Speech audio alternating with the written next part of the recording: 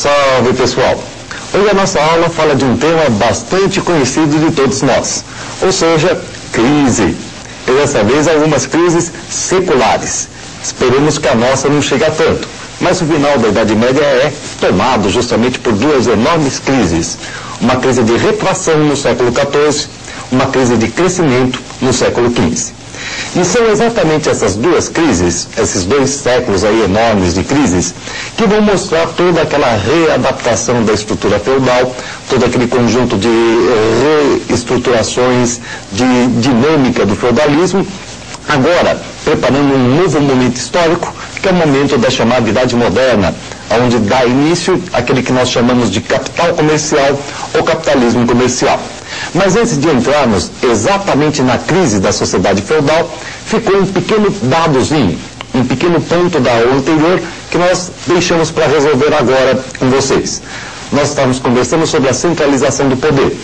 Mostramos que nessa centralização do poder, a burguesia aliava-se ao rei no combate à nobreza. É justamente nessa aliança rei-burguesia que se montam então os chamados exércitos permanentes da monarquia. Esses exércitos permanentes também têm a característica de serem mercenários e, portanto, estarem sempre ali à disposição do rei. Esse dado marca uma profunda distância entre o novo exército e o exército feudal. Exército feudal que é aquele exército temporário, exército de vassalos. Quer dizer, então, a burguesia busca sua aliança no rei, o rei passa a combater a nobreza. Esse combate à nobreza dá ao rei o quê? A vantagem da centralização do poder. E nós deixamos a pergunta no ar, qual a vantagem que a burguesia levava? Veja bem, dentro do nosso esquema, você pode reparar que na aliança parece que exclusivamente é o rei que sai tirando aí todas as vantagens do mundo. Ele tem o apoio não apenas daquele tapinha nas costas, olha, estamos aí com você, não abrimos, tal, mas em dinheiro que possibilita o exército e o combate. Combate esse que é feito de que maneira? Simplesmente tirando do nobre os privilégios que o nobre tem de fazer leis, de emitir moedas, de distribuir justiça, que vão passando então agora para as mãos da monarquia. Com esse tipo de operação, o rei vai lentamente montando um vastíssimo território onde vale apenas um imposto, uma moeda e uma lei. De forma que ele vai, neste momento, organizando um território e facilitando a atividade comercial da burguesia. É graças a esse processo de centralização das monarquias feudais, e mais tarde chamadas de monarquias nacionais, que começa a se montar, então, um vasto domínio sobre a autoridade do rei e um mercado para essa mesma burguesia que está apoiando esse rei. De um lado, portanto, o rei, aliado à burguesia, ganha a centralização e a burguesia começa a ganhar o mercado. Mercado esse, gente, que vai ter um nome muito especial. Que nome especial é esse? Mercado que lentamente vai começando a ganhar o título de nação. É isso mesmo. A nação, ela começa a aparecer como sendo um mercado organizado para uma determinada burguesia através do processo de centralização das monarquias feudais e depois monarquias nacionais. Mas você reparou, durante todo esse conjunto de transformações da Idade Média, ela começou a se preparar para uma nova época, para uma nova dinâmica. Essa nova dinâmica, que vai ter início aí no final da Idade Média, no início da chamada época moderna, antes de se instalar, vai trazer a readaptação. E é exatamente esta readaptação que nós vamos dar o nome de crises, tanto do século XIV quanto do século XV. Justamente essas crises são marcadas aí por dois momentos muito cruciais das transformações da Idade Média. Uma delas é uma crise de retração, essa do século XIV, a século XV, uma crise de crescimento. Como é que isso acontece? Bom, a Idade Média tinha levado o feudalismo ao máximo dos seus estertores. Derrubou florestas, drenou pântanos, secou alagadiços, se esparramou para o Oriente, até o Mar Negro, o mundo mediterrâneo se redinamizou. E tudo isso, claro, tem seu preço. As mudanças climáticas na viragem do século XIII para o século XIV foram brutais. O século XIV começa aí com muita, mas muita chuva na Europa centro-ocidental. Essa chuva faz a semente apodrecer na própria terra, gerando, portanto, uma crise que é chamada de crise frumentária, uma crise cerealífera que começa a tomar a Europa. Falta pão. Se falta pão, lógico, você começa a ter fome. E o pouco pão que restou era vendido a peso de ouro. A Europa, com pouco pão, com uma população faminta, é alvo fácil para uma das 3 grandes pragas que marcaram o século XIV, ou seja, a peste. Além da fome, você tem agora a peste. E uma peste que vai chegar à Europa com toda a intensidade do mundo, a conhecidíssima peste negra. A peste negra vem lá do extremo oriente da Europa para o ocidente, através de barcos italianos.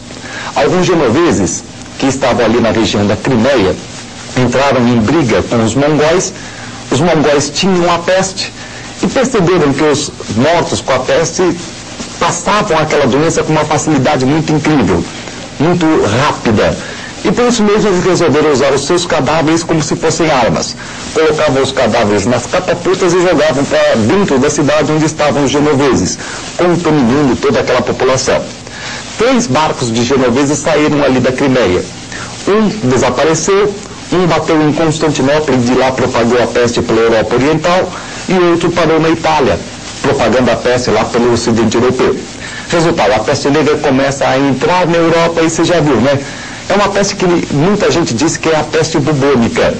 Outros dizem que a peste bubônica se desenvolveu paralelamente à peste negra. Não se faz uma afirmação categórica ainda sobre o que é efetivamente esta peste negra. Sabe-se que ela é extremamente contagiosa. Se você, por exemplo, tem um indivíduo com peste dentro de uma igreja, praticamente todos aqueles que estão dentro da igreja acabaram se contaminando automaticamente. Resultado, como todo mundo achava que a peste era um castigo de Deus, todo mundo corria para a igreja, ficava lá rezando aquela coisa toda, e quando saiu, cerca de 99% das pessoas que estavam ali já estavam contaminadas. O centro urbano, com toda aquela sua ausência de infraestrutura, esgoto a céu aberto, falta de hospitais, aquela sujeira enorme, etc., fazia com que a peste tivesse, inclusive, um grande campo de ação. E graças a isso, em 2 pequeninos anos, a peste negra conseguiu matar 1/3 da população europeia. Quer dizer, então você tem aí 2 grandes pragas, a fome e a peste.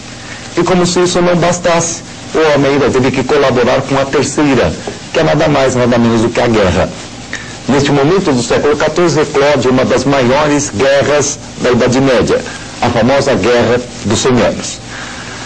Logicamente, a Guerra dos 100 Anos possui um conjunto de fatores extremamente complexos. Mas nós podemos simplificar a Guerra dos 100 Anos em 2 elementos básicos, 2 fatores básicos. Trata-se de uma guerra entre a Inglaterra e a França. Por que esses 2 países vão acabar entrando em atrito? Por que eles vão se conflitar neste momento? Porque existia uma região no norte da Europa, conhecida pelo nome de Flandres, que era disputada pelo rei da Inglaterra e pelo rei da França. E fora isso, houve também uma crise dinástica, em problemas aí de sucessão familiar. Chegou um momento em que o rei da Inglaterra, por direito de família, seria também o herdeiro do trono francês. Ora, se isso fosse durante a etapa feudal, teria algum problema, gente? Claro que não. O rei, antigamente, não tinha autoridade nenhuma. Portanto, se ele fosse inglês, fosse francês, isso pouco interessava. Só que agora você está na época da centralização do poder, lembra? Você está formando um mercado para uma determinada burguesia. Portanto, se o rei da Inglaterra for simultaneamente o rei da França, isso trará uma série de consequências. E, portanto, os franceses arrumaram uma desculpa para marginalizar o rei inglês. É uma lei essa conhecida pelo nome de Lei Sálica, que dizia que os indivíduos que descendiam por linha feminina da família francesa não podiam assumir o trono, só poderiam de linha masculina, e marginalizaram o rei da Inglaterra. Vejam bem, 2 elementos básicos, portanto, a questão da Flandres e a questão dinástica. Isso faz eclodir a chamada Guerra dos 100 Anos. 3 elementos básicos, portanto, 3 pragas que muitos identificaram como sendo as pragas do Apocalipse: a fome, a peste e a guerra, gerando, portanto, a famosa crise do século XIV. A Guerra dos 100 Anos vai de 1337 a 1453, já abrangendo, portanto, o século XV. É uma guerra longuíssima, mas as batalhas são poucas. Você tem mais períodos de entre-safra, ou seja, períodos em que você tem nada mais nada menos do que épocas pacíficas e batalhas, às vezes, algumas decisivas. Termina com o aparecimento daquele célebre símbolo da nacionalidade francesa, a famigerada Joana d'Arc, que vai levar os exércitos franceses à vitória contra a Inglaterra. Em cima desta vitória francesa, a Inglaterra sofre um único conflito, desta vez interno, a chamada Guerra das Duas Rosas. Mas essa Guerra das Duas Rosas nós vamos deixar para comentar com vocês mais adiante, dentro do absolutismo inglês. Já é uma guerra que muitas vezes é apontada aí didaticamente como dentro da crise da Idade Média, mas que já se encontra cronologicamente, inclusive, dentro da chamada Idade Moderna. E por isso, quando a gente estiver falando de absolutismo inglês, nós trataremos da Guerra das Duas Rosas. Agora, dê uma olhadinha no nosso primeiro resumo para você entender o que foi essa crise do século XIV. E você tem lá o que então? Você tem a peste, a fome e a guerra. E é justamente através da peste, da fome e da guerra que a Europa começa a se transformar em direção ao capitalismo. Na Guerra dos 100 Anos, o rei vai se aproveitar, inclusive, para centralizar a sua autoridade. No entanto, passada a época virulenta, a Europa começa a se reconstruir. E por incrível que pareça, depois de tanta mortandade, depois de tanta guerra, depois de tanta fome, peste, etc., a Europa volta a crescer. E esse seu crescimento já não é mais suportado pela própria Europa. A Europa se tornou pequena demais para o próprio europeu. Começa a haver aquilo que se chama de fome metálica, ausência de ouro, ausência de prata. Começa a haver escassez de mercadorias. E por isso mesmo, diferentemente da do século XIV, a crise do século XV é uma crise de crescimento. E qual será a saída para esta crise de crescimento? Ora, a continuidade da expansão. Só que a expansão agora não se faz mais na Palestina, não se faz mais dentro da Europa, mas fora da Europa. O mar já não parecia mais tão tenebroso. São as grandes navegações. Dá uma olhadinha aqui no nosso último resumo e você verá essa crise de crescimento do século XV. Perceba bem o que está acontecendo. Agora, a Europa cresce e justamente por não ter mais metais nem mercadorias ali que abastassem, que fossem as suficientes para abastecer os seus mercados, ela sai para a América, gerando então as grandes navegações. Termina a Idade Média e a aula que vem nós começamos a Idade